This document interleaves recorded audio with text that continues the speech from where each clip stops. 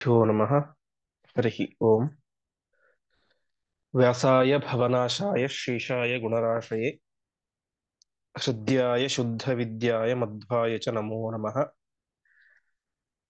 नारायणाय परिपूर्णगुणार्णवाय विश्वोदये स्थितिलयो नीतिप्रदाय ज्ञानप्रदाय विबुधासुरसौख्यदुःख सत्कारणाय वितताय नमो नमस्ते। ಶ್ರೀಗುರುಭ್ಯೋ ನಮಃ. ಹರಿಃ ಓಂ. ಹಿಂದಿನ ಪಾಠದಲ್ಲಿ ನಾವು ಕೇಳಿದಂತೆ ಎಲ್ಲ ದೇವಾನುದೇವತೆಗಳು ಕೂಡ ವಿಶೇಷವಾಗಿ ಪರಮಾತ್ಮನ ಹತ್ತಿರ ಹೋಗಿ ಪ್ರಾರ್ಥನೆಯನ್ನು ಮಾಡ್ತಾರೆ. ಹೀಗೆ ಆ ಹಿರಣ್ಯಾಕ್ಷ ಮತ್ತು ಹಿರಣ್ಯಕಶಿಪುಗಳೇನೆ ರಾವಣ ಕುಂಭಕರ್ಣರಾಗಿ ಹುಟ್ಟಿದ್ದಾರೆ. ಅವರನ್ನು ಸಂಹಾರ ಮಾಡಲಿಕ್ಕೆ ಬೇರೆ ಕೈಯಿಂದ ಸಾಧ್ಯ ಇಲ್ಲ. ಒಂದು ಬ್ರಹ್ಮದೇವರ ವರ, ಇನ್ನೊಂದು ನೀನು ಕೊಟ್ಟಂತಹ ವರ. ಹಾಗಾಗಿ ನೀನೇ ಅವತಾರ ಮಾಡಿ ಅವರನ್ನ ಸಂಹಾರ ಮಾಡಬೇಕು ಎಂಬುದಾಗಿ ಪ್ರಾರ್ಥನೆಯನ್ನು ಮಾಡಿದಾಗ ಪರಮಾತ್ಮ ತಾನು ವಿಶೇಷವಾಗಿ ರಾಮನಾಗಿ ಅವತಾರ ಮಾಡ್ತಾನೆ ಎಂಬುದಾಗಿ ಹಿಂದಿನ ಶ್ಲೋಕದಲ್ಲಿ ನೋಡಿದ್ದೇವೆ. ತಕಶ್ಯಪಸ್ಯ ಅಧಿತಿ ಗರ್ಭ ಜನ್ಮನಃ ವಿವಸ್ವತ ಸಂತು ಭವಸ್ಯ ಭೂಭೃತಃ ಗೃಹೇ ದಶಸ್ಯಂದನ ನಾಮತೋ ಅಭೂತ್ ಕೌಸಲ್ಯಕಾನಾಮ್ನಿ ತದರ್ಥಿತೇಷ್ಟಿತಃ ಎಂಬುದಾಗಿ ದಶಸ್ಯಂದನ ಅರ್ಥಾತ್ ದಶರಥ ಮತ್ತು ಕೌಸಲ್ಯ ದಂಪತಿಗಳಲ್ಲಿ ಪರಮಾತ್ಮ ರಾಮ ಎನ್ನುವಂತಹ ಹೆಸರಿನಿಂದಾಗಿ ಅವತಾರವನ್ನು ಮಾಡ್ತಾನೆ. ವಿಶೇಷವಾಗಿ ರಾಮ ಶಬ್ದಕ್ಕೆ ಅರ್ಥ ಏನು ಅಂತಂದ್ರೆ ಅದರ ಮೂಲ ರಮು ಕ್ರೀಡಾಯಾಮ್ ಅಂತ ಧಾತು, ಅಂದ್ರೆ ಕ್ರೀಡಿಸುವುದು, ವಿಶಿಷ್ಟವಾದಂತಹ ಆನಂದ ಸ್ವರೂಪ, ಅದು ರಾಮ ಶಬ್ದಕ್ಕೆ ಅರ್ಥ. ಇನ್ನೊಂದು ರಮಂತೆ ಅಸ್ಮಿನ್ ಇತಿ ರಾಮಃ ಅಂತ ಒಂದು ಕಡೆ ಹೇಳ್ತಾರೆ. ಅಂದ್ರೆ ಇಂತಹ ರಾಮಚಂದ್ರ ದೇವರನ್ನು ವಿಶೇಷವಾಗಿ ಚಿಂತನೆ ಮಾಡಿದರೆ, ಸ್ತೋತ್ರ ಮಾಡಿದರೆ, ಧ್ಯಾನ ಮಾಡಿದರೆ ಯೋಗಿಗಳಿಗೆ, ಋಷಿಗಳಿಗೆ ರಮಣ ಆನಂದ ಆಗುತ್ತೆ. ಹಾಗಾಗಿ ಪರಮಾತ್ಮನಿಗೆ ರಾಮ ಅಂತ ಒಟ್ಟಿನಲ್ಲಿ ಇಡೀ ಬ್ರಹ್ಮಾಂಡಕ್ಕೆ, ಸಮಸ್ತ ಸಜ್ಜನರಿಗೆ ಆನಂದವನ್ನು ತಂದುಕೊಡುವಂಥವನು ಎಂಬುದಾಗಿ ರಾಮ ಶಬ್ದದ ಅರ್ಥ. ನಾವು ಇದರಲ್ಲಿ ನೋಡಿದ್ದೇವೆ ವಿಷ್ಣು ಸಹಸ್ರನಾಮದಲ್ಲಿ ರಾಮೋ ವಿರಾಮೋ ವಿರಜ ಎನ್ನುವಂತ ಶ್ಲೋಕದಲ್ಲಿ ರಾಮ ಶಬ್ದದ ಅರ್ಥವನ್ನು ಕೂಡ ಕೇಳಿದ್ದೇವೆ. ಒಟ್ಟಿನಲ್ಲಿ ಆನಂದ ಸ್ವರೂಪಿ, ತನ್ನನ್ನು ಉಪಾಸನೆ ಮಾಡುವಂಥವರಿಗೆ ಆನಂದವನ್ನು ತಂದುಕೊಡುವಂಥವನು ಎಂಬುದಾಗಿ ಆ ರಾಮ ಶಬ್ದದ ಅರ್ಥ. ಇಂತಹ ಪರಮಾತ್ಮ ಅವತಾರವನ್ನು ಮಾಡಿದ ಅಂತ ಹೇಳಿದರು. ತದರ್ಥಿತೇಷ್ಟ, ಇಷ್ಟ, ಇಷ್ಟಿ ಅಂದ್ರೆ ಯಾಗ, ಇಷ್ಟ ಅಂದ್ರೆ ಇಷ್ಟೇ ಯಾಗದಿಂದಾಗಿ ಪೂಜಿಸಲ್ಪಟ್ಟಂಥವನು ಅಂತ. ಪುತ್ರಕಾಮಿ ಇಷ್ಟಿ ಯಾಗದಿಂದಾಗಿ ಪರಮಾತ್ಮ ತಾನು ಅವತಾರವನ್ನು ಮಾಡಿದ ಅಂತ ನಾವು ಇಷ್ಟು ಭಾಗವನ್ನ ಹಿಂದಿನ ಶ್ಲೋಕದಲ್ಲಿ ನೋಡಿದ್ದೇವೆ. ಮತ್ತೆ ಮುಂದೆ ಪರಮಾತ್ಮನ ಸೇವೆಗೋಸ್ಕರ ಅನೇಕ ರೀತಿಯಾದಂತಹ ದೇವತೆಗಳು ಮತ್ತೆ ಅವತಾರವನ್ನು ಮಾಡ್ತಾರೆ ಎನ್ನುವಂತಹ ವಿಚಾರವನ್ನ ತಿಳಿಸ್ತಾ ಹೋಗ್ತಾರೆ. ಅದು ಯಾವುದಂತ ನಾವು ನೋಡ್ತಾ ಹೋಗೋಣ. ತದಾಜ್ಞೆಯ ದೇವಗಣಾ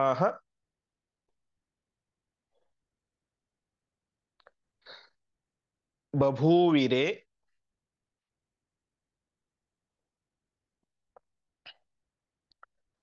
ಪುರೈವ ಪಶ್ಚಾದಪಿ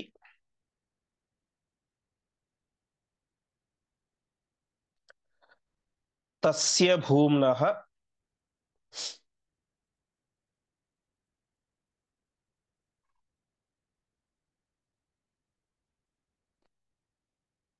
ನಿಷೇವಣಾಯ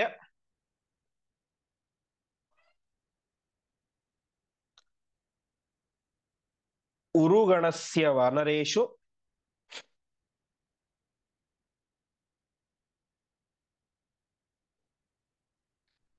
ಅಥೋ ನರೇಶ್ವೇವ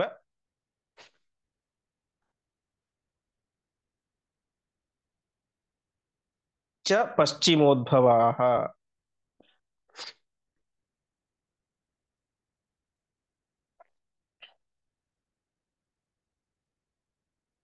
ಪದಚ್ಛೇದ. ತದಾಜ್ಞೆಯ ದೇವಗಣಾಃ ಬಭೂವಿರೆ ಪುರ ಏವ ಪಶ್ಚಾತ್ ಅಪಿ ತಸ್ಯ ಭೂಮ್ನಃ ನಿಷೇವಣಾಯ ಉರುಗುಣಸ್ಯ ವಾನರೇಷು ಅಥ ನರೇಷು ಏವ ಚ ಪಶ್ಚಿಮೋದ್ಭವಾಃ. ವಿಶೇಷವಾಗಿ ಆ ಪರಮಾತ್ಮನ ಆಜ್ಞೆಯಿಂದ ಅಂತ, ಪರಮಾತ್ಮನ ಆಜ್ಞೆಯಿಂದಾಗಿ ಅನೇಕ ದೇವತೆಗಳು ತಾವು ಪರಮಾತ್ಮನ ಸೇವೆ ಮಾಡಲಿಕ್ಕೆ ಎನ್ನುವಂತಹ ಉದ್ದೇಶದಿಂದಾಗಿ ಭೂಮಿಯ ಮೇಲೆ ಅವತಾರವನ್ನು ಮಾಡಿದರು ಅಂತ ಹೇಳ್ತಾ ಇದ್ದಾರೆ. ಹೇಗೆ ಪುರೈವ ಪಶ್ಚಾದಪಿ ತಸ್ಯ ಭೂಮ್ನಃ ಅಂತ, ಪುರೈವ ಅಂದ್ರೆ ಕೆಲವರು ಮುಂಚೆನೆ ಹುಟ್ಟಿಬಿಟ್ಟಿದ್ರು. ಅಂದ್ರೆ ಪರಮಾತ್ಮ ರಾಮಾವತಾರ ಇನ್ನೂ ಆಗಿಲ್ಲ. ರಾಮಾವತಾರ ಆಗೋದಕ್ಕಿಂತ ಮುಂಚೆಯೇನೆ ಕೆಲವೊಬ್ರು ಏನಾಗ್ಬಿಟ್ಟಿದ್ರು, ಭೂಮಿಯಲ್ಲಿ ಹುಟ್ಟಿ ಆಗ್ಬಿಟ್ಟಿದ್ರು ದೇವರಿಗಿಂತ ಮುಂಚೆಯೇನೆ. ಇನ್ನು ಕೆಲವರು ಪರಮಾತ್ಮ ಹುಟ್ಟಿದ ಮೇಲೆ ಹುಟ್ಟಿದರು ಅಂತ. ಈ ಹನುಮಂತ ಸುಗ್ರೀವೆಲ್ಲ ವಾಸ್ತವಿಕವಾಗಿ ರಾಮದೇವರಿಗಿಂತ ಮುಂಚೆನೆ ಹುಟ್ಟಿದ್ದು. ಉಳಿದ ಅಂಗಾದ ಮುಂತಾದಂತಹ ಅನೇಕ ಕಪಿಗಳು ಅವರೆಲ್ಲರೂ ಕೂಡ, ಲಕ್ಷ್ಮಣ ಮುಂತಾದಂಥವರೆಲ್ಲರೂ ಕೂಡ ಅನಂತರ ಹುಟ್ಟಿದವರು. ಹೀಗೆ ದೇವಾನುದೇವತೆಗಳಲ್ಲಿ ಕೆಲವೊಬ್ಬರು ಪರಮಾತ್ಮನ ಸೇವೆಗೆ ಅಂತ ಮೊದಲೇ ಹುಟ್ಟಿದ್ದರು, ಕೆಲವರು ಅನಂತರ ಹುಟ್ಟಿದರು ಎಂಬುದಾಗಿ ತಿಳಿಸ್ತಾ ಇದ್ದಾರೆ. ಹೀಗೆ ಎಲ್ಲರೂ ಕೂಡ ಹುಟ್ಟಿದ್ದು ಪ್ರಧಾನವಾಗಿ ನಿಷೇವಣಾಯ ಉರುಗುಣಸ್ಯ. ಪರಮಾತ್ಮನನ್ನು ಇಲ್ಲಿ ಆಚಾರ್ಯರು ಉರುಗುಣಸ್ಯ ಎಂಬುದಾಗಿ ಹೇಳಿದ್ದಾರೆ. ವಿಶಿಷ್ಟವಾದಂತಹ ಗುಣಸ್ವರೂಪಿಯಾದಂಥವನು ಪರಮಾತ್ಮ. ನಾವು ಒಂದು ಶ್ಲೋಕದಲ್ಲಿ ಕೇಳುತ್ತೇವೆ, ಕಪಿ ಕಟಕ ಧುರೀಣ ಕಾರ್ಮುಕನೆಸ್ತಬಾಣ ಅನ್ನುವ ಶ್ಲೋಕದಲ್ಲಿ ಕೊನೆಗೆ ಹೇಳ್ತಾರೆ, ಪಥಿ ಗುಣಸಾಂದ್ರ ಪಾತು ಮಾಂ ರಾಮಚಂದ್ರ ಅಂತ. ಕ್ಷಿಪಿತ ದಿತಿಜ ಸೈನ್ಯ ಕ್ಷತ್ರಿಯ ಶುಗ್ರಗಣ್ಯ ಜಲಧಿ ರಚಿತ ಸೇತು ಜಾನಕಿ ತೋಷಹಿತು ಪತಿ ಗುಣಸಾಂದ್ರ ಪಾತು ಮಾಂ ರಾಮಚಂದ್ರ ಅಂತ. ಪರಮಾತ್ಮ ರಾಮಾವತಾರ ಅದು ಅತ್ಯಂತ ವಿಶಿಷ್ಟವಾದಂತಹ ಅವತಾರ. ರಾಮಾವತಾರದಲ್ಲಿ ನಮಗೆ ಬೇರೆ ಯಾವುದಷ್ಟು ಉಪದೇಶಗಳು ಕಂಡು ಬರೋದಿಲ್ಲ. ಅಂದ್ರೆ ಪರಮಾತ್ಮ ಗೀತೆ, ಕೃಷ್ಣಾವತಾರದ ಕಥೆಯಲ್ಲಿ ಉದ್ಧವ ಗೀತೆ, ಭಗವದ್ಗೀತೆ ಅಂತ ಅನೇಕ ಗೀತೆಗಳನ್ನು ಬರುತ್ತೆ, ಅನೇಕ ಉಪದೇಶಗಳು ಬರ್ತವೆ. ಆದರೆ ರಾಮಾವತಾರದಲ್ಲಿ ಅಷ್ಟು ನಮ್ಗೆ ಕಾಣಿಸೋದಿಲ್ಲ. ಆದರೆ ವಿಶಿಷ್ಟವಾದಂತಹ ವ್ಯಕ್ತಿತ್ವ.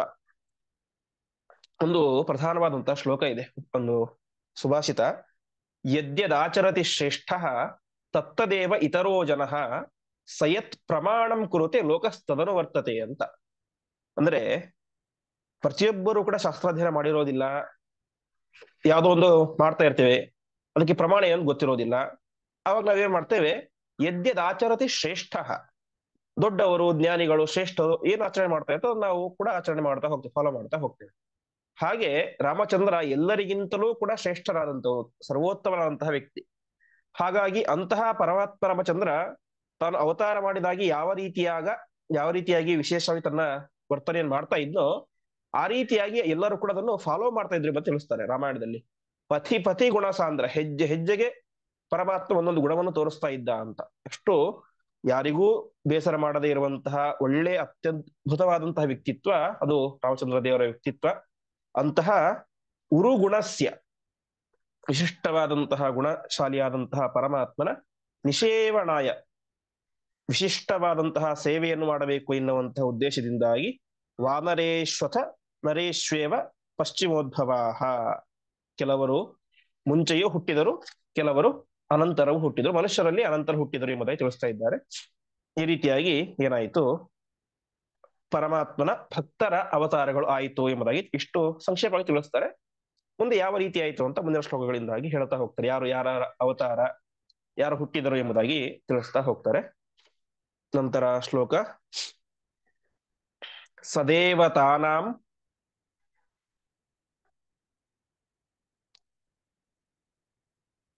ಪ್ರಥಮೋ ಗುಣಾಧಿಕಃ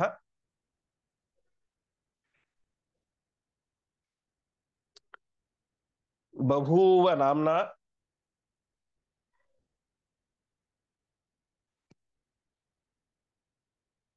ಹನುಮಾನ್ ಪ್ರಭಂಜನಃ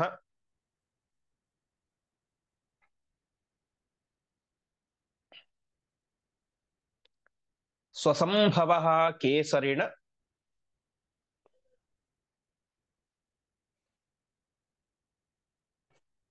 ಗೃಹೇ ಪ್ರಭುಃ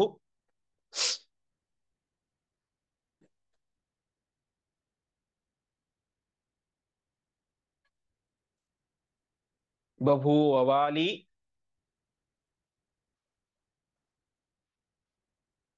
ಸ್ವತ ಏವ ವಾಸವಃ. ಪದಚ್ಛೇದ, ಸಹ ದೇವತಾನಾಂ ಪ್ರಥಮಃ ಗುಣಾಧಿಕಃ ಬಭೂವ ನಾಮ್ನಾ ಹನುಮಾನ್ ಪ್ರಭಂಜನಃ ಸ್ವಸಂಭವಃ ಕೇಸರಿಣಃ ಗೃಹೇ ಪ್ರಭುಃ ಬಭೂವ ವಾಲಿ ಸ್ವತಃ ಏವ ವಾಸವಃ.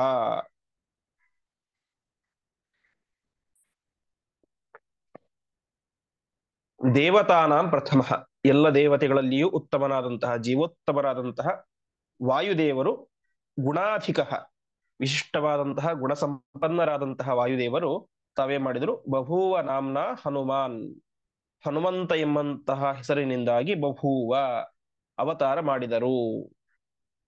ಯಾರು ಅವತಾರ ಮಾಡಿದಂಥವರು? ಪ್ರಭಂಜನ. ಪ್ರಭಂಜನ ಶಬ್ದಕ್ಕೆ ಅರ್ಥ ನಮ್ಮೆಲ್ಲರ ಜನ್ಮವನ್ನ ಭಂಜನ, ನಾಶ ಮಾಡುವಂಥವರು. ಅಂದ್ರೆ ನಮಗೆ ಮೋಕ್ಷಕ್ಕೆ ಕರೆದುಕೊಂಡು ಹೋಗುವಂತಹ ದೊಡ್ಡ ವ್ಯಕ್ತಿಗಳು ವಾಯುದೇವರು ಅಂತ ಪ್ರಭಂಜನ ಎಂಬ ಹೆಸರು. ಅಂತಹ ವಾಯುದೇವರು ತಾವರು ಅವತಾರವನ್ನು ಮಾಡ್ತಾರೆ ಅಂತ. ಎಲ್ಲಿ ಅವತಾರ ಮಾಡಿದ್ರು ಅಂತಂದ್ರೆ, ಅದು ಹೇಗೆ ಅವತಾರ ಮಾಡಿದ್ರು? ಸ್ವಸಂಭವ. ಹುಟ್ಟಿದ್ರು ಅಂದ ತಕ್ಷಣ ಯಾವ ಕೇಸರಿ ಮತ್ತು ಅಂಜನಾ ದೇವಿಯಲ್ಲಿ ಅವರಿಬ್ಬರ ಸಂಪರ್ಕದಿಂದಾಗಿ ಹುಟ್ಟಿದ್ರು ಅಂತ ಅರ್ಥ ಅಲ್ಲ. ಸ್ವಸಂಭವ, ತನ್ನಿಂದ ತಾನೇ ಅವರು ಅವತಾರವನ್ನು ಮಾಡಿದರು ಅಂತ. ಅಂದ್ರೆ ಅವಳನ್ನು ಮುಟ್ಟಿದರು, ಅದರಿಂದ ಅಲ್ಲಿ ತಾವು ಪ್ರವೇಶವನ್ನು ಮಾಡಿದರು ಅಂತ ಹೇಳ್ತಾರೆ. ಹಾಗೆ ಸ್ವಸಂಭವ, ತಮ್ಮಿಂದ ತಾವೇ ಅವತಾರವನ್ನು ಮಾಡಿದಂಥವರು ವಾಯುದೇವರು, ಹನುಮಂತ ದೇವರು. ಹೀಗೆ ನಾಮ್ನಾ ಹನುಮಾನ್, ಹೆಸರಿನಿಂದಾಗಿ ಹನುಮಂತ ಅಂತ. ಇವರು ಸ್ವಸಂಭವ. ಕೇಸರಿಣ ಗೃಹೇ ಪ್ರಭು ಅಂತ. ಕೇಸರಿಣ ಗೃಹೆ. ಗೃಹೆ ಅಂತಂದ್ರೆ ಕೇಸರಿ ಅಂದ್ರೆ ಕೇಸರಿ ಅನ್ನುವಂತ ಕಪಿ, ಹನುಮಂತನ ತಂದೆ. ಗೃಹೆ ಅಂತಂದ್ರೆ ಸಾಮಾನ್ಯ ನಾವು ಮೇಲ್ನೋಟಕ್ಕೆ ಅರ್ಥ ನೋಡಿದ್ರೆ ಮನೆ ಅಂತ ಅರ್ಥ ಆಗುತ್ತೆ. ಅಂದ್ರೆ ಕೇಸರಿಯ ಮನೆಯಲ್ಲಿ ಹುಟ್ಟಿದರು ಅಂತ ಮೇಲ್ನೋಟಕ್ಕೆ ಅರ್ಥ. ಆದರೆ ಆ ರೀತಿ ಅರ್ಥ ಅಲ್ಲ. ಸಂಸ್ಕೃತದಲ್ಲಿ ಒಂದು ಮಾತಿದೆ, ಗೃಹಿಣಿ ಗೃಹ ಮುಚ್ಯತೆ ಅಂತ. ಅಂದ್ರೆ ಒಂದು ಮನೆ ಯಾವಾಗ ಒಂದು ಮನೆ ಗೃಹ ಅಂತ ಕರ್ಸ್ಕೊಳುತ್ತೆ ಅಂತಂದ್ರೆ, ಆ ಮನೆಯಲ್ಲಿ ಆ ಮನೆಯ ಎಲ್ಲ ಆಗು ಹೋಗುಗಳನ್ನ ನೋಡಿಕೊಂಡು ಹೋಗುವಂತಹ ಒಬ್ಬ ಗೃಹಿಣಿ, ಶುದ್ಧವಾದಂತಹ ಚರಿತ್ರೆ ಉಳ್ಳಂತಹ, ಬಂದ ಅತಿಥಿಗಳನ್ನ ಸ್ವಾಗತ ಮಾಡಿ ಪೂಜಿಸುವಂತಹ, ಮನೆಯ ಎಲ್ಲರನ್ನೂ ಪ್ರೀತಿಯಿಂದ ನೋಡಿಕೊಳ್ಳುವಂತಹ ಒಬ್ಬ ಗೃಹಿಣಿ ಇದ್ದರೆ ಆ ಮನೆ ಮನೆ ಅಂತ ಕರ್ಸ್ಕೊಳ್ಳುತ್ತೆ. ಇಲ್ಲದೆ ಹೋದರೆ ಮನೆ ಅಂತ ಕರ್ಸ್ಕೊಳ್ಳೋದಿಲ್ಲ. ಹಾಗಾಗಿ ಸಂಸ್ಕೃತದಲ್ಲಿ ಗೃಹ ಎನ್ನುವಂತ ಶಬ್ದವನ್ನ ಮನೆ ಎನ್ನುವಂತ ಅರ್ಥದಲ್ಲಿಯೂ ಕೂಡ ಉಪಯೋಗಿಸ್ತಾರೆ, ಮತ್ತು ಗೃಹಿಣಿ ಮನೆಯ ಹೆಂಡತಿ ಎನ್ನುವಂತ ಅರ್ಥದಲ್ಲೂ ಕೂಡ ಉಪಯೋಗಿಸ್ತಾರೆ. ಹಾಗಾಗಿ ಕೇಸರಿಣ ಗೃಹೆ ಅಂತಂದ್ರೆ ಕೇಸರಿಯ ಪತ್ನಿ ಅಂಜನಾದೇವಿ. ಆ ಅಂಜನಾದೇವಿಯಲ್ಲಿ ವಿಶೇಷವಾಗಿ ಅವರು ಹುಟ್ಟಿದರು ಎಂಬುದಾಗಿ ತಿಳಿಸ್ತಾ ಇದ್ದಾರೆ. ಹೀಗೆ ಹನುಮಂತ ದೇವರ ಅವತಾರ ಆಯಿತು. ಆಮೇಲೆ ಬಭೂವಾಲಿ ಸ್ವತಃ ಏವ ವಾಸವಃ ಎಂಬುದಾಗಿ ವಿಶೇಷವಾಗಿ ವಾಸವ. ಕೇಶವಮೂರ್ತಿ ಅವರು ಮೀಟ್ ಮಾಡ್ಕೊಳ್ಳಿ. ಬಭೂವಾಲಿ ಸ್ವತಃ ಏವ ವಾಸವಃ. ವಾಸವ ಅಂತಂದ್ರೆ ಇಂದ್ರ. ಆ ಇಂದ್ರ ವಿಶೇಷವಾಗಿ ತಾನು ಕೂಡ ತನ್ನಿಂದಲೇ, ಬೇರೆ ಆ ಸಂಪರ್ಕದಿಂದ ಹುಟ್ಟಿದಂತಹದ್ದಲ್ಲ, ಸ್ವತಃ ಏವ ತನ್ನಿಂದ ತಾನೇ ವಿಶೇಷವಾಗಿ ವಾಲಿ ಎನ್ನುವಂತ ಹೆಸರಿನಿಂದಾಗಿ ಬಭೂವ ಅವತಾರವನ್ನು ಮಾಡ್ತಾನೆ ಎಂಬುದಾಗಿ ತಿಳಿಸ್ತಾ ಇದ್ದಾರೆ. ವಿಶೇಷವಾಗಿ ವಾಲ್ಮೀಕಿ ರಾಮಾಯಣದಲ್ಲಿ ಬರುತ್ತೆ, ಸೂರ್ಯ ದತ್ತವರ ಸ್ವರ್ಣ ಸುಮೇರುರ್ನಾಮ ಪರ್ವತಃ ತತ್ರ ರಾಜಂ ಪ್ರಶಾಸ್ತಸ್ಯ ಕೇಸರಿ ನಾಮ ವೈಪಿತ ತಸ್ಯ ಭಾರ್ಯ ಬಭೂವೇಶ ಹಿಂಜನೇತಿ ಪರಿಶ್ರುತ ಜನಯಾಮಾಸ ತೈ ತಸ್ಯಾಮೈ ವಾಯುರಾತ್ಮಜಂ ಉತ್ತಮಂ ಎಂಬುದಾಗಿ. ಅಂದ್ರೆ ಸುಮೇರು ಎನ್ನುವಂತಹ ಪರ್ವತ ಇತ್ತು, ಅಲ್ಲಿ ಕೇಸರಿ ಎನ್ನುವಂತಹ ಕಪಿ ಇದ್ದ. ಆ ಕಪಿ ವಿಶೇಷವಾಗಿ ತಾನೇ ಮಾಡಿದ ಅವನ ಹೆಂಡತಿಯಾದ ಅಂಜನಾದೇವಿ. ಅವಳಲ್ಲಿ ವಾಯು ಆತ್ಮಜಂ ಉತ್ತಮಂ ಜನಯಾಮಾಸ ಅಂತ ವಾಲ್ಮೀಕಿಗಳೇ ಹೇಳ್ತಾರೆ. ವಾಯು ಅಂದ್ರೆ ವಾಯುದೇವರು ತಮ್ಮ ಮಗನನ್ನ ಅವಳಲ್ಲಿ ಹುಟ್ಟಿಸಿದರು ಅಂತ. ಹಾಗಾಗಿ ಸರ್ವಥಾ ಈ ಗಂಡು ಹೆಣ್ಣಿನ ಮನುಷ್ಯರಾದಂತಹ ಆ ಕೇಸರಿ ಮತ್ತು ಇವರ ಅಂಜನಾದೇವಿಯ ಸಂಪರ್ಕ ಹುಟ್ಟಿದರು ಅಂತ ಅಂದುಕೊಳ್ಳಬಾರದು. ಶುದ್ಧವಾಗಿ ಅವರು ಹುಟ್ಟಿದರು ಎಂಬುದಾಗಿ ತಿಳಿಸ್ತಾ ಇದ್ದಾರೆ. ಇನ್ನು ಅನೇಕ ಪುರಾಣಗಳಲ್ಲೂ ಕೂಡ ವಾಯುದೇವರ ಉತ್ಪತ್ತಿಯ ಕಥೆ ಎಂಬುದು ಬರುತ್ತೆ. ಅಂಜನಾತ್ವಿನ ಸಂಜಾತ ಮಂಜುಳಾ ಪುಂಜಕ ಸ್ಥಳಿ ಅಂತ ಸಂಗ್ರಹ ರಾಮಾಯಣ ಅಂತ. ಅಂದ್ರೆ ವಾಲ್ಮೀಕಿ ರಾಮಾಯಣವನ್ನ ಕೇವಲ 5,000 ಶ್ಲೋಕಗಳಲ್ಲಿ ತ್ರಿವಿಕ್ರಮ ಪಂಡಿತಾಚಾರ್ಯ ನಮಗೆ ಸಂಗ್ರಹ ಮಾಡಿ ಕೊಟ್ಟಿದ್ದಾರೆ. ಅಲ್ಲಿಯೂ ಕೂಡ ಅಲ್ಲಿ ಹೇಳ್ತಾರೆ, ಅಂಜನಾತ್ವಿನ ಸಂಜಾತ ಅಂತ ಅಂಜನಾ ದೇವಿಯಲ್ಲಿ ಮಗನಾಗಿ ಹುಟ್ಟಿದ ಎಂಬುದಾಗಿ ಅಲ್ಲಿಯೂ ಕೂಡ ಅವರು ಹೇಳ್ತಾರೆ. ಹೀಗೆ ಶುದ್ಧವಾಗಿ ವಾಯುದೇವರು ಹುಟ್ಟಿದರು ಅಂತ. ಅಂದ್ರೆ ಇಲ್ಲಿ ಪರಿಶುದ್ಧವಾಗಿ ಹುಟ್ಟಿದರು ಎಂಬುದಾಗಿ ತಿಳಿಸ್ತಾ ಇದ್ದಾರೆ. ಸ್ವಯಂ ಸಂಜಾತ, ಸ್ವಯಂ ಸ್ವಸಂಭವ ಅಂತ ಒಂದು ಮಾತನ್ನು ಹೇಳಿದ್ದಾರೆ. ತನ್ನಿಂದ ತಾನೇ ಹುಟ್ಟಿದರು ಅಂತ. ಅದಕ್ಕೆ ಇನ್ನೊಂದು ಅರ್ಥ ಚಿಂತನೆ ಮಾಡಿದ್ರೆ, ಸ್ವ ಅಂತಂದ್ರೆ ಭಗವಂತ, ಭಗವಂತನಿಂದಾಗಿ ಹುಟ್ಟಿದರು ಎಂಬುದಾಗಿ ಕೂಡ ಅರ್ಥವನ್ನು ಮಾಡ್ತಾರೆ ವ್ಯಾಖ್ಯಾನಕಾರರು. ಹೀಗೆ ವಾಯುದೇವರ ಮತ್ತು ವಾಲಿ ಇಬ್ಬರ ಹುಟ್ಟಾಯಿತು ಅಂತ. ಮುಂದಿನ ಶ್ಲೋಕ ಸುಗ್ರೀವ ಆಸೀತ್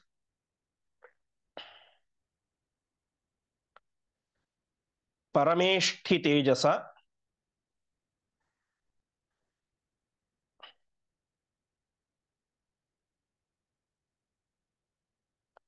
ಯತೋ ಯುತೋ ರವಿ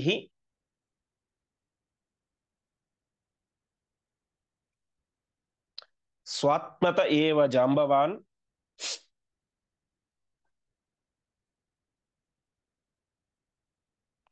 ಸಯೇವ ಪೂರ್ವಂ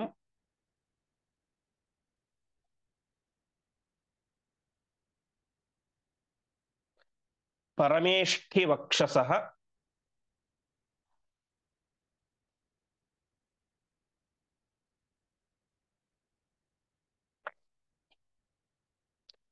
ತ್ವಗುದ್ಭವೋ ಧರ್ಮ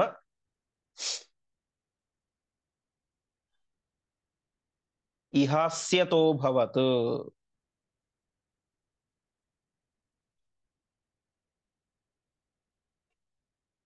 ಪದಚ್ಛೇದ. ಸುಗ್ರೀವಃ ಆಸೀತ್ ಪರಮೇಷ್ಠಿ ತೇಜಸ ಪರಮೇಶ್ ಯುತಃ ರವಿಃ ಸ್ವಾತ್ಮತಃ ಏವ ಜಾಂಬವಾನ್ ಯಹ ಏವ ಪೂರ್ವಂ ಪರಮೇಷ್ಠಿವಕ್ಷಸಃ ತ್ವಗುದ್ಭವಃ ಧರ್ಮ ಇಹ ಆಸ್ಯತಃ ಅಭವತ್. ಮುಂದೆ ಸುಗ್ರೀವನ ಹುಟ್ಟಿನ ಬಗ್ಗೆ ಹೇಳ್ತಾ ಇದ್ದಾರೆ. ಸುಗ್ರೀವ ಹುಟ್ಟಿದ್ ಹೇಗೆ ಅಂತಂದ್ರೆ, ವಿಶೇಷವಾಗಿ ಅವನು ಕೂಡ ತನ್ನಿಂದ ತಾನೇ ಸ್ವಾತ್ಮತಃ ತನ್ನಿಂದ ತಾನೇ ಅವನು ಕೂಡ ಅವತಾರ ಮಾಡಿದ. ಹೇಗೆ ಅಂತಂದ್ರೆ ಪರಮೇಷ್ಠಿ ತೇಜಸ. ಪರಮೇಷ್ಠಿ ಅಂತಂದ್ರೆ ಬ್ರಹ್ಮದೇವರಿಗೆ ಪರಮೇಷ್ಠಿ ಅಂತ ಹೆಸರು. ಬ್ರಹ್ಮದೇವರ ವಿಶೇಷವಾದಂತಹ ಆವೇಶದಿಂದಾಗಿ ಅವನು ಹುಟ್ಟಿದ ಅಂತ. ಯತಃ ಯುತಃ ರವಿ ಸ್ವಾತ್ಮತಃ ಏವ, ತನ್ನಿಂದ ತಾನೇ ಹುಟ್ಟಿದ. ಹೀಗೆ ಅವರಲ್ಲಿ ಬ್ರಹ್ಮದೇವರ ಆವೇಶ ಇತ್ತು. ಅದೇ ರೀತಿಯಾಗಿ ಅವನು ಯಾರು? ರವಿ, ಸೂರ್ಯ. ಹೀಗೆ ಸೂರ್ಯನು ವಿಶೇಷವಾಗಿ ಬ್ರಹ್ಮದೇವರ ಅಂಶದಿಂದಾಗಿ ತಾನು ಸುಗ್ರೀವ ಎನ್ನುವಂತ ಹೆಸರಿನಿಂದಾಗಿ ಅವತಾರವನ್ನು ಮಾಡಿದ ಅಂತ. ಅದಾದ ಮೇಲೆ ಜಾಂಬವಾನ್, ಜಾಂಬವಂತರ ಬಗ್ಗೆ ಹೇಳ್ತಾ ಇದ್ದಾರೆ. ಜಾಂಬವಂತ ಹೇಗೆ ಹುಟ್ಟಿದ ಅಂತಂದ್ರೆ, ಯ ಏವ ಪೂರ್ವಂ ಪರಮೇಷ್ಠಿ ವಕ್ಷಸಃ ತ್ವಗುದ್ಭವ. ಯಾವ ಹಿಂದೆ ಅವನು ಯಮಧರ್ಮರಾಜನ ಅವತಾರ. ಯಾರು? ಜಾಂಬವಂತ. ಯಮಧರ್ಮರಾಜ ಹೇಗೆ ಹುಟ್ಟಿದ್ದು ಅಂತಂದ್ರೆ, ಬ್ರಹ್ಮದೇವರ ಪರಮೇಷ್ಠಿ, ಬ್ರಹ್ಮದೇವರ ವಕ್ಷಸಃ, ವಕ್ಷಸ್ಥಳ, ಎದೆಯ ತ್ವಗುದ್ಭವ. ತ್ವಕು ಅಂತಂದ್ರೆ ಚರ್ಮ, ಅದರಿಂದಾಗಿ ಹುಟ್ಟಿದಂಥವ್ರು ಅಂತ. ಅಂದ್ರೆ ಯಮಧರ್ಮ ತಾನು ಬ್ರಹ್ಮದೇವರ ಎದೆಯ ಚರ್ಮದಿಂದಾಗಿ ಹುಟ್ಟಿದ್ದು. ಅದಾದ ಮೇಲೆ ಮತ್ತೆ ಸೂರ್ಯ ದೇವರಿಂದಾಗಿ ಯಮ ಮತ್ತು ಯಮುನಾ ಅಂತ ಅವಳಿ ಜೋಳೆ ಮತ್ತೆ ಹುಡ್ತಾರೆ ಇನ್ನೊಂದ್ಸಲ. ಈ ಮೊದಲು ಹುಟ್ಟಿದ್ದು ಇದು ಬ್ರಹ್ಮದೇವರಿಂದ. ಹೀಗೆ ಯಮಧರ್ಮರಾಜ ಅವನು ಹುಟ್ಟಿದ್ದ. ಅವನೇ ಮುಂದೆ ಪರಮೇಷ್ಠಿ ವಕ್ಷಸ ತಗುದ್ಭವ ಧರ್ಮ ಇಹ ಆಸ್ಯತಃ ಅಭೂತ್. ಅವನೇ ಮಾಡಿದ, ಇವಾಗ ಬ್ರಹ್ಮದೇವರ ಆಸ್ಯ, ಆಸ್ಯತಃ ಅಂತಿದೆ, ಮುಖದಿಂದ. ಆಸ್ಯ ಅಂದ್ರೆ ಮುಖ. ಬ್ರಹ್ಮದೇವರ ಮುಖದಿಂದಾಗಿ ಜಾಂಬವಾನ್, ಜಾಂಬವಂತ ಎಂಬ ಹೆಸರಿನಿಂದಾಗಿ ಅವತಾರವನ್ನು ಮಾಡಿದ ಅಂತ. ಹೀಗೆ ಸೂರ್ಯ ತಾನು ಬ್ರಹ್ಮದೇವರ ವಿಶೇಷವಾದಂತ ಆವೇಶದಿಂದಾಗಿ ಸುಗ್ರೀವನಾಗಿ ಅವತಾರ ಮಾಡಿದ.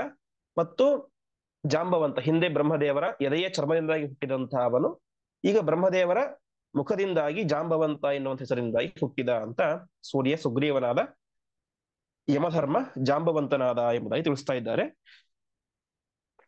ಇಲ್ಲಿ ವ್ಯಾಖ್ಯಾನಕಾರರು ಒಂದು ಅಂಶವನ್ನ ತಿಳಿಸ್ತಾ ಇದ್ದಾರೆ.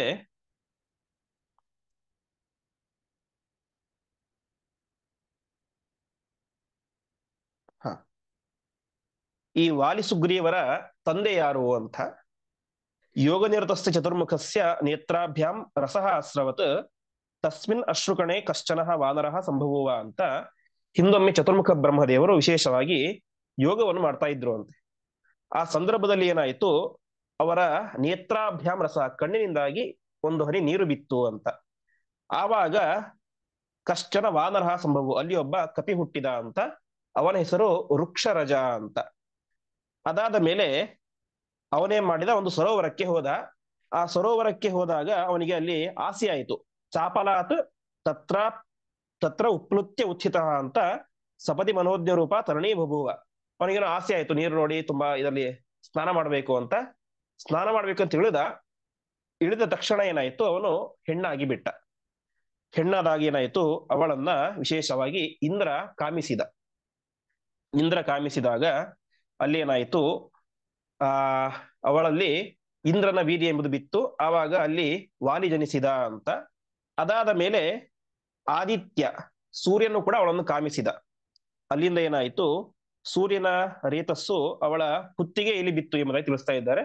ಹೀಗೆ ಸುಗ್ರೀವ, ಗ್ರೀವ ಅಂದ್ರೆ ಕುತ್ತಿಗೆ ಅಂತ, ಒಳ್ಳೆ ಕುತ್ತಿಗೆ ಇರುವಂತವನು. ಈ ಕಾರಣ ಯಾಕೆ ಅಂತಂದ್ರೆ ಕುತ್ತಿಗೆಯಲ್ಲಿ ವೀರ್ಯ ಬಿದ್ದಿದ್ರಿಂದಾಗಿ ಏನಾಯ್ತು, ಅವನು ಸುಗ್ರೀವ ಅಂತ ಹೆಸರು ಬಂತು. ಅದಾದ ಮೇಲೆ ಏನಾಯ್ತು, ತಸ್ಯಾಂ ನಿಶಾಯಂ ಇಷ್ಟಾಯಂ ಸಪುನಃ ವಾನರ ರೂಪಂ ಪ್ರತಿಪೇದೆ. ಒಂದು ರಾತ್ರಿ ಕಳೆದ ಮೇಲೆ ಏನಾಯ್ತು, ಮತ್ತೆ ಅವನು ಗಂಡಾದ, ಮತ್ತಿನ್ನೊಂದೇನು ಕಪಿಯ ರೂಪ ಪಡೆದುಕೊಂಡ. ಮುಂಚೆ ಹೇಗಿತ್ತು ಅದೇ ರೀತಿಯಾಗಿ ಅವನಾದ. ಅದಾದ ಮೇಲೆ ವಿಶೇಷವಾಗಿ ಯಮೇನಂ ರಕ್ಷರಸಂ ಪ್ರಾಹು ಇತಿ ರಾಮಾಯಣೇ ಕಥಾ ಸಂಪ್ರತಿ ಪಠ್ಯತೆ ಅಂತ ವಿಶೇಷವಾಗಿ ಅವನನ್ನ ಬ್ರಹ್ಮದೇವರು ಎಲ್ಲ ಕಪಿಗಳಿಗೆ ರಾಜ ಎನ್ನುವಂತ ವ್ಯವಸ್ಥೆಯನ್ನು ಮಾಡ್ತಾರೆ. ಹೀಗೆ ಸುಗ್ರೀವ ಮತ್ತು ಯಾವ ವಾಲಿ ಅವರಿಬ್ಬರು ಕೂಡ ಆ ರೀತಿಯಾಗಿ ತಮ್ಮ ಮೂಲ ರೂಪದಿಂದಾಗಿಯೇನೆ ರೇತಸ್ಖಲನವಾಗಿ ಅಲ್ಲಿ ಹುಟ್ಟಿದ್ದು ಎಂಬುದಾಗಿ ಇಷ್ಟು ಇದು ವಾಲ್ಮೀಕಿ ರಾಮಾಯಣದಲ್ಲಿ ನಮಗೆ ಬಾಲಕಾಂಡದಲ್ಲಿ ಸಿಗುತ್ತೆ. ವಾನರೇಂದ್ರಂ ಮಹೇಂದ್ರಾಭು ಇಂದ್ರೋ ವಾಲಿನ ಮರ್ಜಿತಂ ಸುಗ್ರೀವಂ ಜನಯಾಮಾಸ ತಪನಸ್ತಪತಾಮರಹ ಎಂಬುದಾಗಿ ಅಲ್ಲಿ ಹೇಳ್ತಾರೆ. ಹೀಗೆ ವಾಲಿಯನ್ನ ಮತ್ತು ಸುಗ್ರೀವನನ್ನ ಇಬ್ಬರು ಕೂಡ ಯಾವ ಸೂರ್ಯ ಮತ್ತು ಇಂದ್ರ ಇವರಿಬ್ಬರು ಕೂಡ ಹುಟ್ಟಿಸಿದರು ಅಂತ. ಇಷ್ಟು ವಾಲಿ ಮತ್ತು ಸುಗ್ರೀವರ ಹುಟ್ಟಿನ ಕಥೆ. ಹೀಗೆ ವೃಕ್ಷರಜ ಎನ್ನುವಂತಹ ವಾದರಿಂದಾಗಿ ಅವರು ಹುಟ್ಟಿದರು. ಮತ್ತೆ ಜಾಂಬವಂತನ ಹುಟ್ಟಾಯಿತು. ಅದಾದ ಮೇಲೆ ಶ್ಲೋಕ ಸಯೇವ ಸೂರ್ಯಾತ್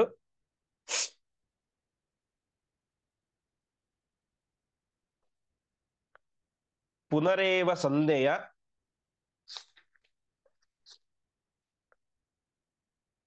ನಾಮ್ನಾ ಯಮೋ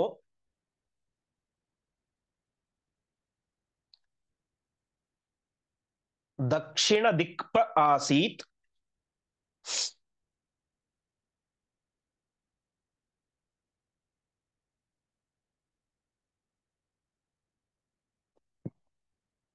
ಸಜಾಂಬವಾನ್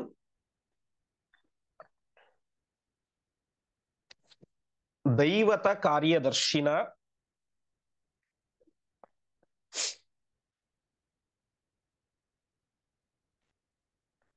ಪುರೈವ ಸೃಷ್ಟಃ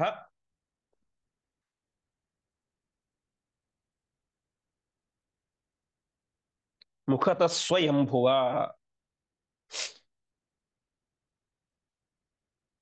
ಪದಚ್ಛೇದ ಯಹ ಏವ ಸೂರ್ಯಾತ್ ಪುನಃ ಏವ ಸಂಜ್ಞೆಯ ನಾಮ್ನಾ ಯಮಃ ದಕ್ಷಿಣ ದಿಕ್ಪಃ ಆಸೀತ್ ಸಹ ಜಾಂಬವಾನ್ ದೈವತ ಕಾರ್ಯದರ್ಶಿನ ಪುರ ಏವ ಸೃಷ್ಟಃ ಮುಖತಃ ಸ್ವಯಂಭುವ. ಈ ಯಮಧರ್ಮರೇನೆ ಹಿಂದೇನಾಗಿದ್ದ, ಹಿಂದೆ ಹೇಳಿದಂತೆ ಸಂಜ್ಞಾದೇವಿ ಇಂದಾಗಿ ತಾನು ಅವತಾರವನ್ನು ಮಾಡಿದ್ದ. ಸೂರ್ಯ ಮತ್ತು ಸಂಜ್ಞಾದೇವಿಯಲ್ಲಿ ತಾನು ಅವತಾರ ಮಾಡಿದ್ದ. ಹರಿವಂಶದಲ್ಲಿ ವಿಸ್ತಾರವಾಗಿ ಅವರ ಕಥೆ ಎಂಬುದು ಬರುತ್ತೆ. ನಾಮ್ನಾ ಯಮಃ ದಕ್ಷಿಣ ದಿಕ್ಪ ಆಸೀತ್. ವಿಶೇಷವಾಗಿ ಯಮ ಅಂತ ಹೆಸರಿತ್ತು. ಅವನೇ ಮಾಡಿದ ದಕ್ಷಿಣ ದಿಕ್ಪಃ, ದಕ್ಷಿಣ ದಿಕ್ಕಿಗೆ ಅಭಿಮಾನಿಯಾಗಿದ್ದುಕೊಂಡು ಅದನ್ನು ರಕ್ಷಣೆ ಮಾಡ್ತಾ ಇದ್ದ. ಸ ಜಾಂಬವಾನ್ ದೈವತ ಕಾರ್ಯದರ್ಶಿನ ಅಂತ, ದೇವತೆಗಳ ಕಾರ್ಯವನ್ನು ಬಲ್ಲಂತಹ, ಅಂದ್ರೆ ದೇವ ಕಾರ್ಯವನ್ನು ಅರ್ಥಾತ್ ಭೂಮಿಯ ಮೇಲೆ ಹುಟ್ಟಿ ಅನೇಕ ದುಷ್ಟರನ್ನು ಸಂಹಾರ ಮಾಡಬೇಕು ಎನ್ನುವಂತಹ ಕಾರ್ಯಕ್ಕೋಸ್ಕರ ವಿಶೇಷವಾಗಿ ಪುರೈವ ಸೃಷ್ಟ, ತುಂಬಾ ಹಿಂದೆಯೇನೆ ಸ್ವಯಂಭುವ ಮುಖಾತ್ ಜಾಂಬವಾನ್ ಸೃಷ್ಟ.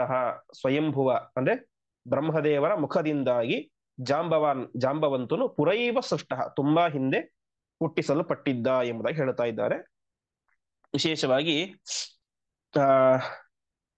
ವಾಲ್ಮೀಕಿ ರಾಮಾಯಣದ ಬಾಲಕಾಂಡದಲ್ಲಿ ಹೇಳುವಂತೆ ಪೂರ್ವಮೇವ ಮಯಾ ಸೃಷ್ಟ ಜಾಂಬವಾನ್ ವಕ್ಷಪುಂಗವ ಜೃಂಭಮಾಣಸ್ಯ ಸಹಸ ಮಮ ವಕ್ತ್ರಾದಜಾಯತ ಅಂತ ಬ್ರಹ್ಮದೇವರು ಆಕಳಿಸಿದಾಗ ನನ್ನಿಂದ ಹುಟ್ಟಿದರು ಅಂತ ಸ್ವಯಂ ಬ್ರಹ್ಮದೇವರೇ ಅಲ್ಲಿ ಹೇಳ್ತಾರೆ. ಆಮೇಲೆ ಸಂಗ್ರಹ ರಾಮಾಯಣದಲ್ಲಿ ಕೂಡ ಅವರು ಹೇಳುವಂತೆ ಪಂಡಿತಾಚಾರ್ಯರು ವೃಕ್ಷೋ ರಕ್ಷ ವಿನಾಶಾರ್ಥಂ ಧರ್ಮ ಧರ್ಮಧರಪುರ ಎಂಬುದಾಗಿ ಧರ್ಮಮೂರ್ತಿಯಾದಂತಹ ಯಮಧರ್ಮನೇನೆ ರಾಕ್ಷಸರನ್ನ ಸಂಹಾರ ಮಾಡಿ ಧರ್ಮವನ್ನು ರಕ್ಷಣೆ ಮಾಡುವಂತಹ ಉದ್ದೇಶದಿಂದಾಗಿ ವಿಶೇಷವಾಗಿ ತಾನು ಹುಟ್ಟಿದ ಎಂಬುದಾಗಿ ತಿಳಿಸ್ತಾ ಇದ್ದಾರೆ. ಹೀಗೆ ಜಾಂಬವಂತನ ಅವತಾರ ಎಂಬುದು ಆಯಿತು. ಮುಂದಿನ ಶ್ಲೋಕ. ಬ್ರಹ್ಮೋದ್ಭವ ಸೋಮಃ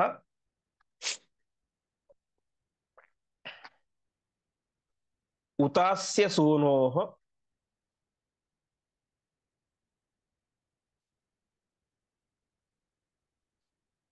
ಅತ್ರೇರಭೂತ್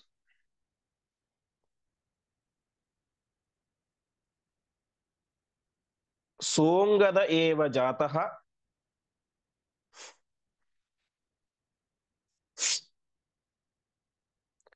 ಬೃಹಸ್ಪತಿಸ್ತಾರ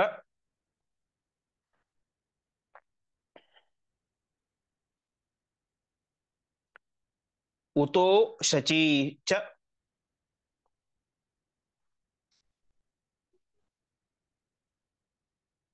ಶಕ್ರಸ್ಯ ಭಾರ್ಯೈವ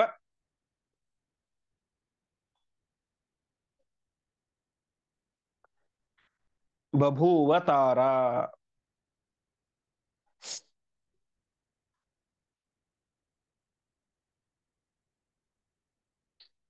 ಪದಚ್ಛೇದ.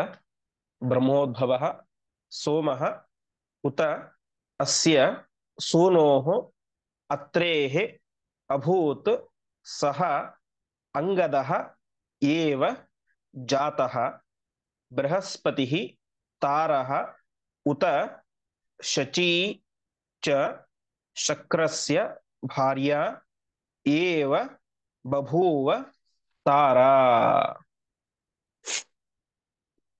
ನಂತರ ಸೋಮ ಚಂದ್ರ ಅಂದ್ರೆ ಸೋಮ ಅಂದ್ರೆ ಚಂದ್ರ ಅವನೇನಾದ ಅಂಗದನಾಗಿ ಹುಟ್ಟಿದ ಅಂತ, ಅಂದ್ರೆ ವಾಲಿಯ ಮಗನಾಗಿ ಅಂಗದನಾಗಿ ತಾನು ಹುಟ್ಟಿದ ಅಂತ ಹೇಳ್ತಾ ಇದ್ದಾರೆ. ಇವನು ಎಂಥವನು ಅಂತಂದ್ರೆ ಬ್ರಹ್ಮೋದ್ಭವ ಸೋಮ ಉತಾಸ್ಯ ಸೋನೋಹ ಅಂತ ಹಿಂದೆ ವಿಶೇಷವಾಗಿ ಬ್ರಹ್ಮದೇವರಿಂದ ಹುಟ್ಟಿದಂಥವನು ಸೋಮ. ನಂತರ ಅವನೇನಾದ ಅತ್ರಿ ಮುನಿಯ ಮಗನಾಗಿ ಹುಟ್ಟಿದ ಅಂತ. ಅದು ವಿಶೇಷವಾಗಿ ನಮಗೆ ಭಾಗವತದ ಚತುರ್ಥ ಸ್ಕಂದದಲ್ಲಿ ಬರುತ್ತೆ. ಅತ್ರೇ ಪತ್ನ್ಯಾನುಸೂಯಾತೇನ್ ಜಜ್ಞೆ ಸುಯಶಸ್ಸುತಾನ ದತ್ತಂ ದೂರ್ವಾಸಸಂ ಸೋಮಂ ಆತ್ಮೇಶ ಬ್ರಹ್ಮ ಸಂಭವಾನ್ ಎಂಬುದಾಗಿ ಅಲ್ಲಿ ಹೇಳ್ತಾರೆ. ಅಲ್ಲಿ ಆ ಅಂದ್ರೆ ಅತ್ರಿ ಮತ್ತು ಅನಸೂಯ ದಂಪತಿಗಳು ತಪಸ್ಸನ್ನು ಮಾಡ್ತಾರೆ, ನಮಗೆ ತ್ರಿಮೂರ್ತಿಗಳೇ ಮಕ್ಕಳಾಗಿ ಬರಬೇಕು ಅಂತ. ಆ ನಿಟ್ಟಿನಲ್ಲಿ ಆ ಪರಮಾತ್ಮ ದತ್ತನಾಮಕನಾಗಿ ಅವತಾರ ಮಾಡ್ತಾನೆ, ರುದ್ರದೇವರು ದೂರ್ವಾಸರಾಗಿ ಅವತಾರ ಮಾಡ್ತಾರೆ, ಬ್ರಹ್ಮದೇವರು ತಮ್ಮ ವಿಶೇಷವಾದಂತಹ ಅಂಶವನ್ನ ಯಾವ ಸೋಮನಲ್ಲಿ ಚಂದ್ರನಲ್ಲಿ ಇಟ್ಟು ಅಲ್ಲಿ ಹುಡ್ತಾನೆ. ಹೀಗೆ ಅಲ್ಲಿ ಅವನು ಹುಟ್ಟಿದ್ದು, ಅದಕ್ಕೆ ನಾವು ಅತ್ರಿ ನೇತ್ರ ಸಮುದ್ಭವ ಎಂಬುದಾಗಿ ಕರಿತೇವೆ. ಅತ್ರಿ ನೇತ್ರದಿಂದಾಗಿ ಅವನೇ ಮಾಡಿದ ಆ ಒಂದು ಅಲ್ಲಿ ಹುಟ್ಟಿದ ಅಂತ. ಹೀಗೆ ಅವನು ಏನಾದ ಅತ್ರೇರಭೂತ್ ಸೋಂಗದ ಅತ್ರಿ ಋಷಿಗಳಿಂದ ಹುಟ್ಟಿದ್ದ. ಅತ್ರೇಹೇ ಅಭೂತು ಅವನೇ ಸಹ ಏವ ಅಂಗದಃ ಜಾತಃ ಅವನೇ ಅಂಗದ ಎನ್ನುವಂತ ಹೆಸರಿನಿಂದಾಗಿ ವಾಲಿಯಲ್ಲಿ ಹುಟ್ಟಿದ ಅಂತ. ಅದಾದ ಮೇಲೆ ಬೃಹಸ್ಪತಿ ಸ್ತಾರಹ ಬೃಹಸ್ಪತಿ ಗುರು ಅವನು ವಿಶೇಷವಾಗಿ ತಾರಾ ಎನ್ನುವಂತ ಹೆಸರಿನಿಂದಾಗಿ ತಾನು ಹುಟ್ಟಿದ. ಅದಾದ ಮೇಲೆ ಅವನ ಸಹೋದರಿಯಾಗಿ ಶಕ್ರಸ್ಯ ಭಾರೀವ ಬಭೂವ ತಾರಾ. ಶಕ್ರ ಅಂದ್ರೆ ಶತಕ್ರತು ಇಂದ್ರ, ಇಂದ್ರನ ಹೆಂಡತಿಯಾದಂತಹ ಶಚೀದೇವಿ ತಾನು ತಾರೆ ಎನ್ನುವಂತಹ ಹೆಸರಿನಿಂದಾಗಿ ಅವತಾರವನ್ನು ಮಾಡಿದಳು ಎಂಬುದಾಗಿ ಹೇಳ್ತಾ ಇದ್ದಾರೆ. ಹೀಗೆ ಅವರಿಬ್ಬರ ಅವತಾರ ಎಂಬುದು ಆಯಿತು. ತಾರ ಮತ್ತು ತಾರೆ ಅವರಿಬ್ಬರು ಕೂಡ ಹುಟ್ಟಿದರು ಎಂಬುದಾಗಿ ಹೇಳ್ತಾ ಇದ್ದಾರೆ.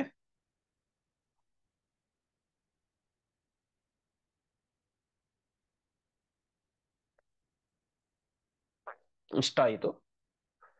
ಮುಂದಿನ ಶ್ಲೋಕ. ಬೃಹಸ್ಪತಿ ಬ್ರಹ್ಮಸುತಃ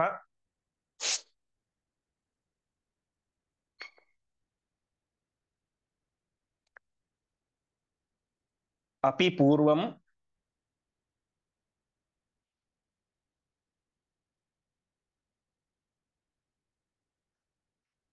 ಸಹೈವ ಶಚ್ಯ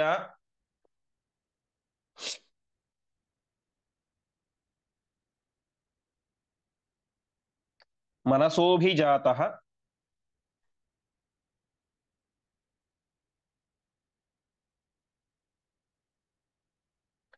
ಬ್ರಹ್ಮೋದ್ಭವ ಬ್ರಹ್ಮೋದ್ಭವಸ್ಯಾಂಗಿರಸಃ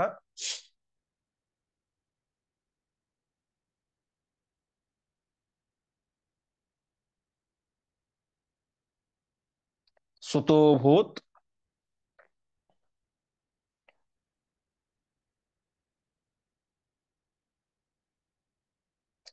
ನಾರೀಚ ಜಸ್ಸೈವ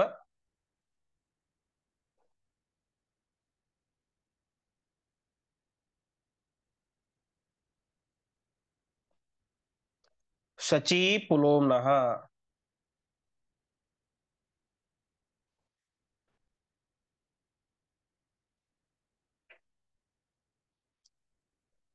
ಪದಚ್ಛೇದ ಬೃಹಸ್ಪತಿ ಬ್ರಹ್ಮಸುತಃ ಅಪಿ ಪೂರ್ವಂ ಸಹ ಏವ ಶಚ್ಯಾ ಮನಸಃ ಅಭಿಜಾತಃ ಬ್ರಹ್ಮೋದ್ಭವಃ ಬ್ರಹ್ಮೋದ್ಭವಸ್ಯ ಅಂಗಿರಸಃ ಸುತಃ ಅಭೂತ್ ಮಾರೀಚಜಸ್ಯ ಏವ ಶಚೀ ಪುಲೋಮ್ನಃ.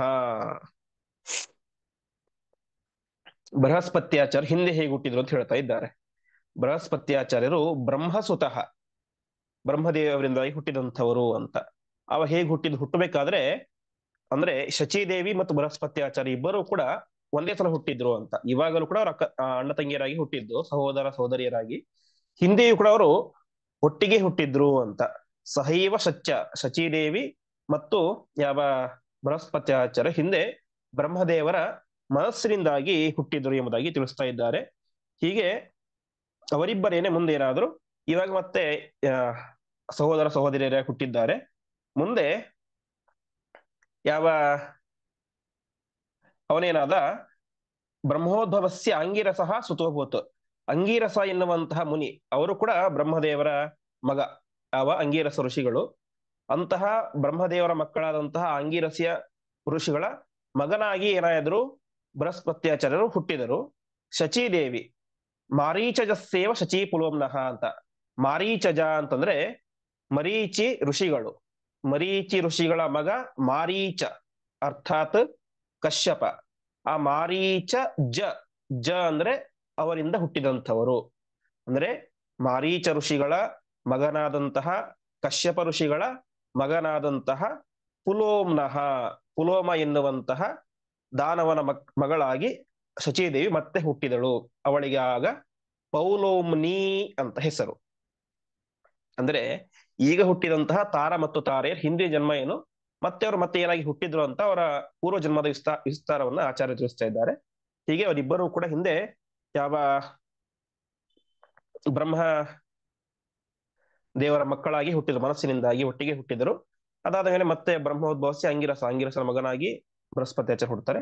ಆಮೇಲೆ ಇವಳು ಕೂಡ ಪೌಲೋಮ್ನಿ ಎನ್ನುವಂತ ಹೆಸರಿನದಾಗಿ ಹುಡ್ತಾಳೆ ಎಂಬುದಾಗಿ ತಿಳಿಸ್ತಾ ಇದ್ದಾರೆ.